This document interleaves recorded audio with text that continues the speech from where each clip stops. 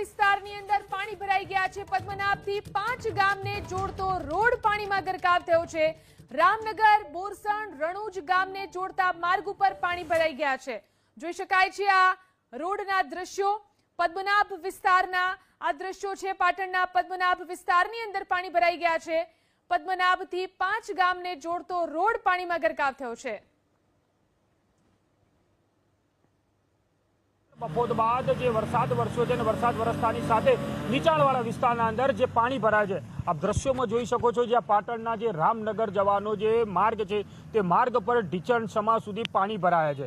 આ પાલિકાના હદ વિસ્તાર છે અને પરંતુ બીજી તરફ જો વાત કરવામાં આવે આ માર્ગ છે તે આ આજુબાજુના 5 ગામડાને જોડતો માર્ગ છે। તમે જોઈ શકો છો કે અડધો ઇંચ જેટલો વરસાદ પડ્યો છે અને વરસાદ વરસતાની સાથે આ વિસ્તારના અંદર ઢીચણ સમા સુધી પાણી ભરાય। તમે દ્રશ્યોમાં પણ જોઈ શકો છો, જે બાઇક સામેથી આવી રહ્યું છે તે બાઇકના ટાયર પણ દેખાતા નહીં એટલું પાણી છે। જો વધુ વરસાદ પડે તો આ માર્ગ છે તે બંધ પણ થઈ શકે છે। હાલ વરસાદી વિરામ તો લીધો છે, પરંતુ જે અહીંનું જે પાણી છે હજી સુધી ભરાયેલું છે। અહીંના સ્થાનિકને જણાવતા કહ્યું હતું કે આ વિસ્તારના જ્યારે પણ વરસાદ પડે છે તે વરસાદનું પાણી 2 થી 3 દિવસે અહીંથી નીકળે છે। એટલે પાલિકા દ્વારા જે અહીંના જે પ્રી મોન્સૂનની કામગીરી કરવી જોઈએ કે જે પાણી નીકળવાની જે રસ્તો કરવો જોઈએ તે રસ્તો 8 દિન સુધી ના નીકળવાના કારણે અહીંથી લોકો જે સ્થાનિક લોકો જે પસાર થાય છે તે હેરાનગતિનો સામનો કરે છે। તમે જોઈ શકો છો, તે બાઇક ચાલક છે પાણીના અંદર પોતાના બાઇકને છે તે ધક્કો મારીને આવી રહ્યો છે। એટલે પાણી છે તે પોતાના બાઇક છે તે બાઇકના અંદર પાણી પેસી જવાના કારણે તેનું હાલ બાઇક બંધ થઈ છે અને તે બાઇક પાણીના અંદર ધક્કો મારીને આવી રહ્યો છે। એટલે હાલ તો જે વાત કરવામાં આવે કે આ પદમનાથથી રામનગર તેમજ રામનગરથી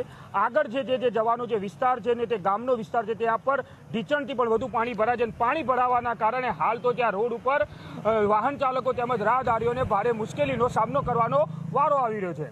એજાજ મંસૂરી, ABP અસ્મિતા, પાટણ।